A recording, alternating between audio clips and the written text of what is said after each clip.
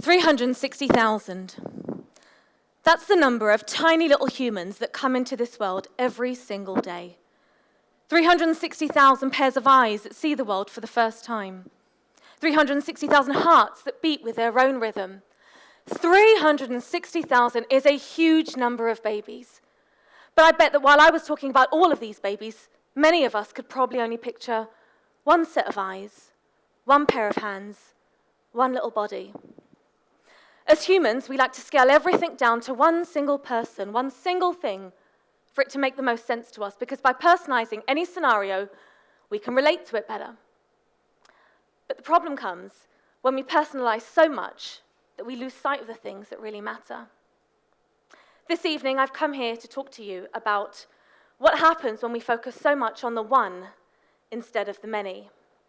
I want to tell you why empathy matters so much to me, and I'll be sharing a little bit about my story with you also. Empathy is defined as the compassionate capacity to detect and feel another person's emotion with a specific ability to understand another person's perspective. The other day I asked my daughter, I said, "What does empathy look like to you?" And she said, "Here we go, Mum." So she drew this, and I bet that a lot of you can see there's no one on this image. She drew a picture of a globe, the world, with hands holding it up.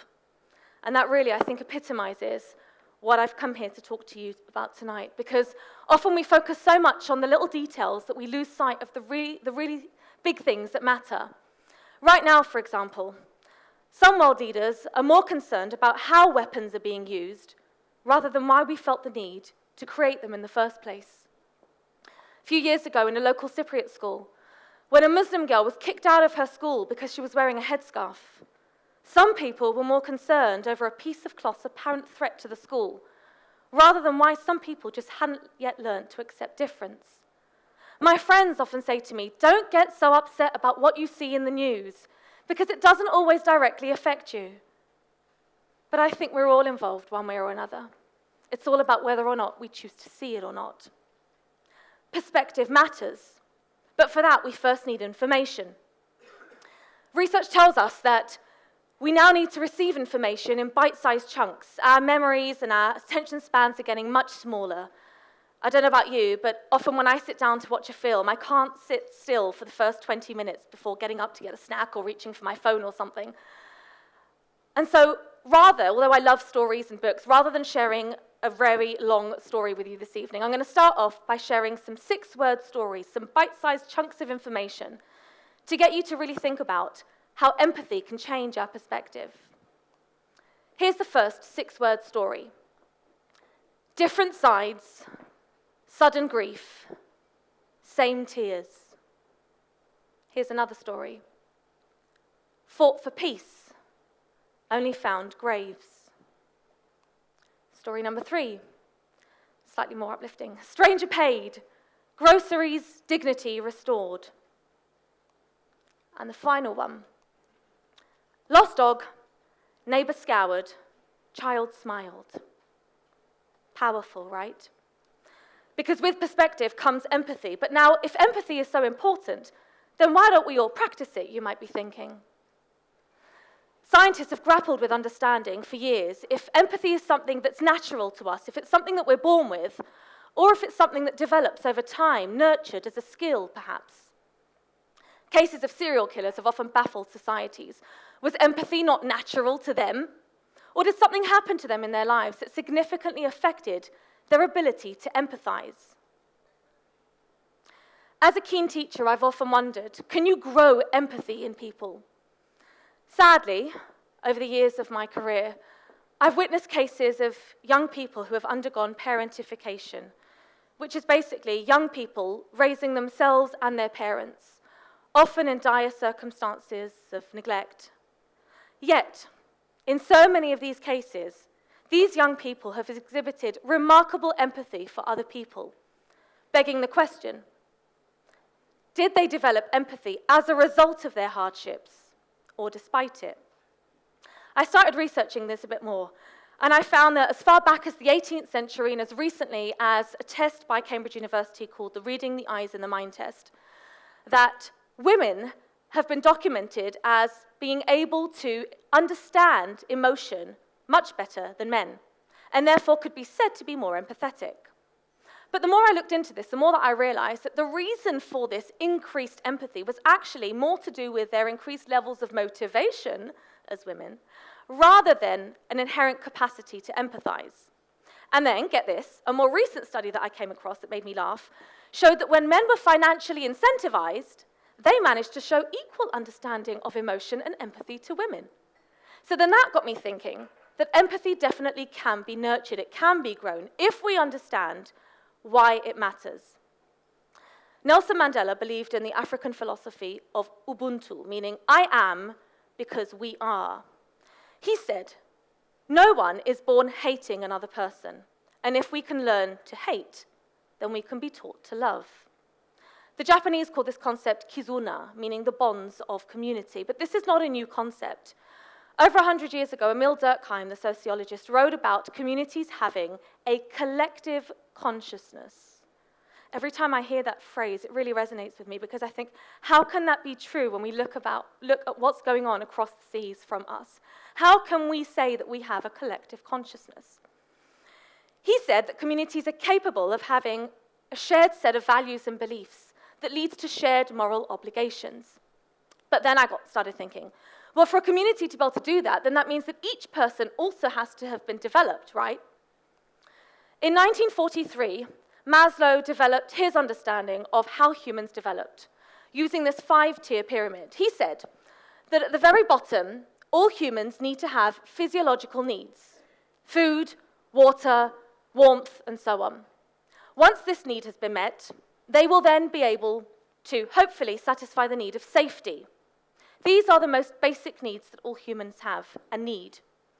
Once these needs have been met, we can then start seeking out love and belonging. Following this, our self-esteem starts to grow, and then finally, at the top tier, self-actualization.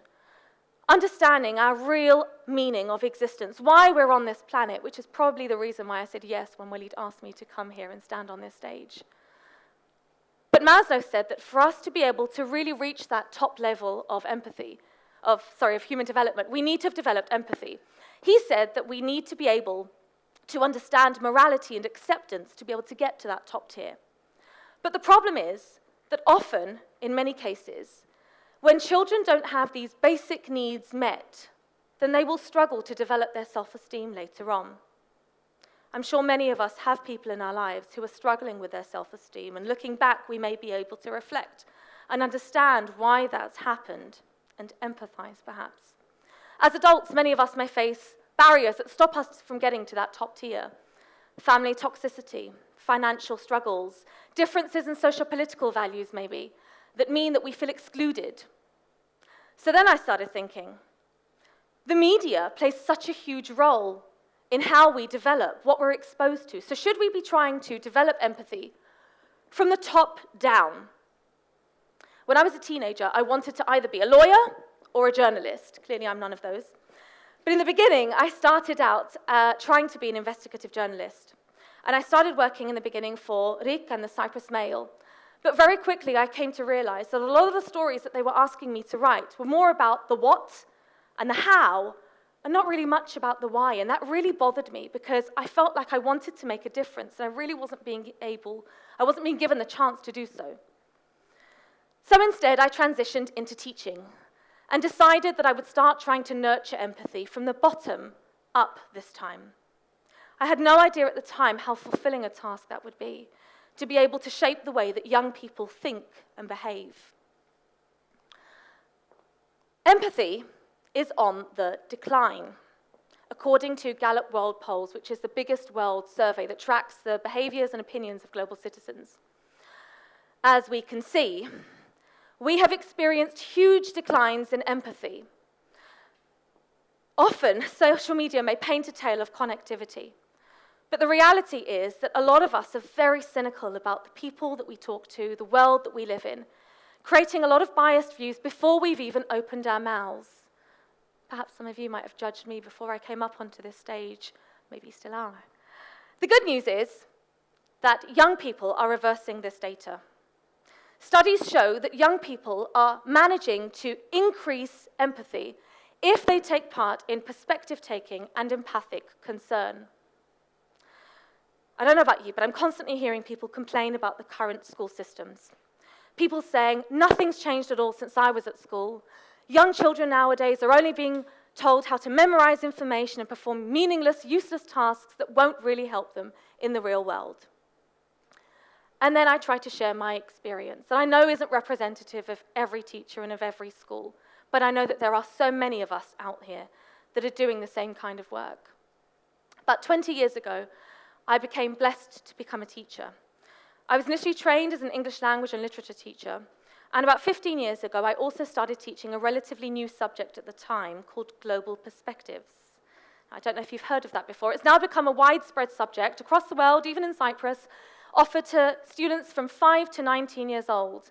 And at the core of this subject is this concept of developing empathy, getting young people to problem solve, thinking about how they can contribute to the world that they live in through project-based learning, active inquiry. Here are some of the projects that my students have willingly initiated and engaged in over the course of the 15 years that I've been teaching them. So up here on the left, you'll see, this is a very long time ago, they took part in a famine campaign where they went hungry for 12 hours so that they could feel what it was like for other people to go hungry. They have made apps to try to help migrants enter host countries.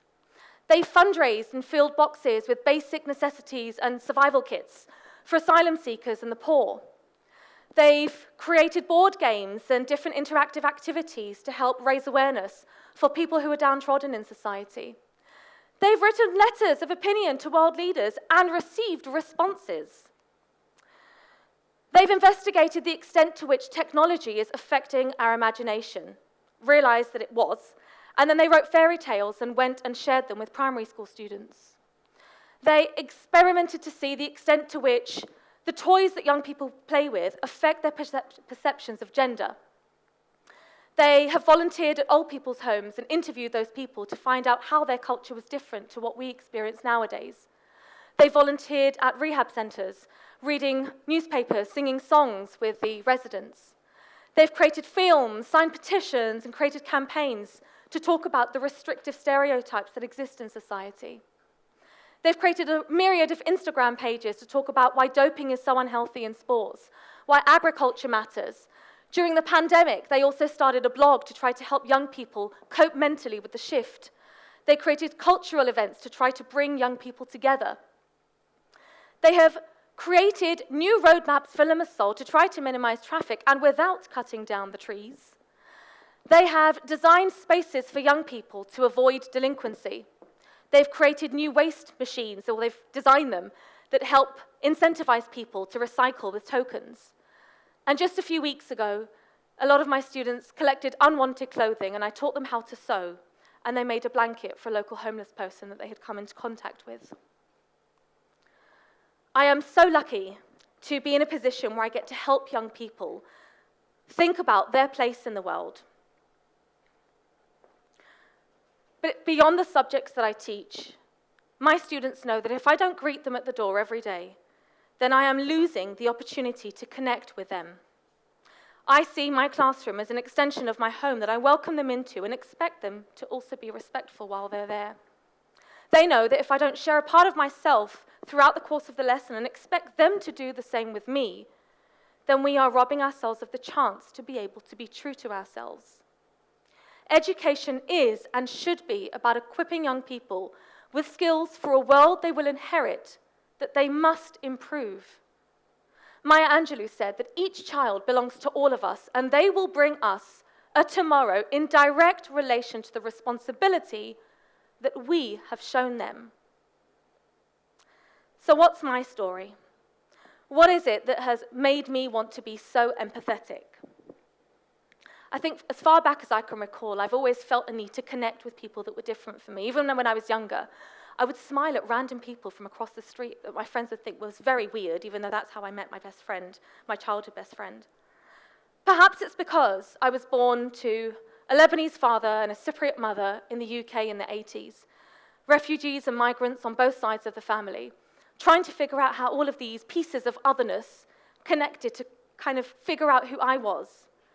And I think that's probably why, for a long time, I struggled with my self-esteem as a young person, although to the outside world, it looked like I had it all under check. But so, I got married too young, too naively, hoping that I could be the kind of person that I thought my family and society expected me to be. But I got so tired of being the woman who felt so much but didn't do anything about it, because I didn't want to rock the boat too much. I got tired of being the person who put everybody else's needs before my own until it made me sick. I got tired of being the person who was living a lie that wasn't true to myself. So 7 years ago, I made the bold decision to get a divorce, to ask for a divorce, because I wanted to leave an unfulfilling marriage. At the time, I was the only person in my family who wanted a divorce, and especially for a so-called selfish reason, according to the badr who had interrogated me at the time. Because he said, you've got a child, are you sure you want to do this? And it took me a long time to gather up the courage to walk away. But the reason why I did it was precisely for that, for my child, for my daughter. I knew that she had the basic needs that she needed in order to start developing as a human. But I longed one day to get her to that top tier of development, myself included, and for her to really understand what self-worth was all about, to be able to understand what her place in this world was. But for her to be able to do that, then I needed to also be the kind of mother that walked the walk. It's the toughest decision I've ever made in my life, but it's also the one that I'm proudest of.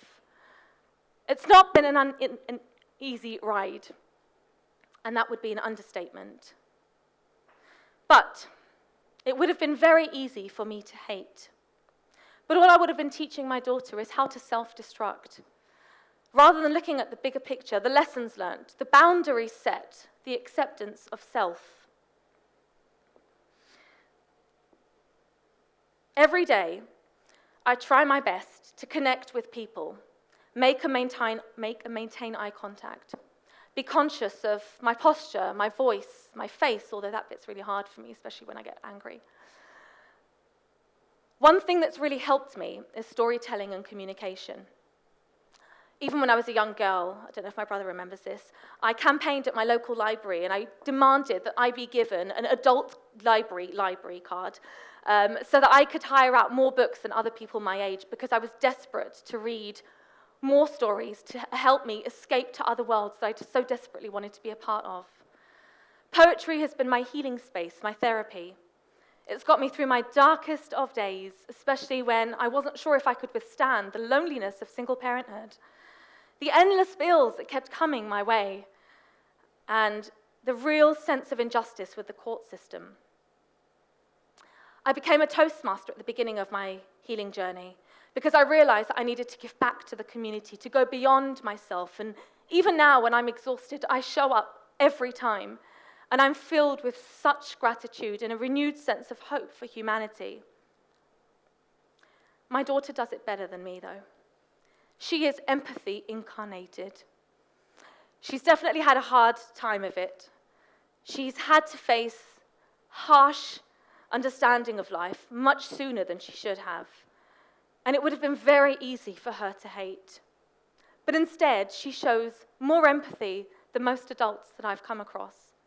Every day, she engages in perspective-taking and empathic concern, and she asks me questions every day about other people's lives and why their lives are so different to hers, trying her best to understand. Every day, I say to her, good deeds and good habits will create good futures. And every night I say to her, there's nothing in this world that will stop me from ever loving her.